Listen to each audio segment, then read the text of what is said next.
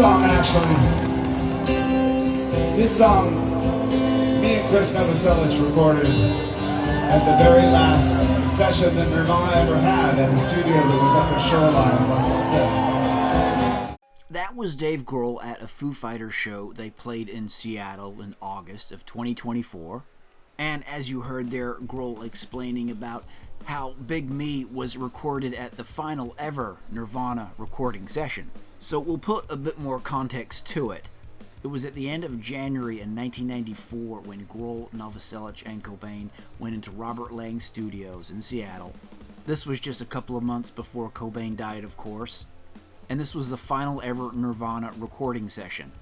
And this is where they recorded the very awesome Nirvana tune, You Know You're Right.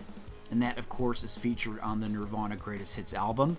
Now, that was the last song that they ever did. They did that right after Big Me. Kurt didn't show up to the first couple of days of recording. He only came in on the last day. And they got You Know You're Right done. Krist has always said that it could have been a bit more polished. They could have finished it off a bit better. But still, very awesome as it is, right? But in those days where Dave and Krist were in the studio by themselves waiting for Kurt to come, they found some stuff to do themselves, found some songs to record themselves, and one of those was Big Me. It's a cool, catchy little tune, features on the Foo Fighters 1995 self-titled debut album, of course, has the very funny music video with the Mentos and the Foo Toss. But that's where the song first came about. This is where they first recorded it, started working on it. Krist played the bass on that song in the studio. Never got to see the light of day, of course, because Kurt died, and hence it was put on a Foo Fighters album. But maybe could have been a Nirvana song?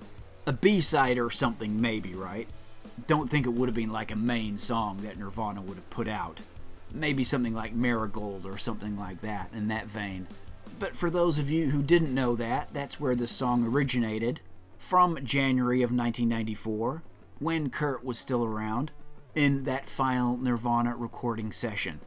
And if the band had have continued and things had have kept going, maybe it would have been Nirvana-ized a bit more. And as I say, maybe you could have seen it as a B-side to a Nirvana single or something like that. But they're all what-ifs and could-have-beens. But as I say, nevertheless, very cool Foo Fighters song. Thanks guys for tuning in today. Be sure to drop a like on the video, subscribe to the channel if you haven't already. We'll catch you next time.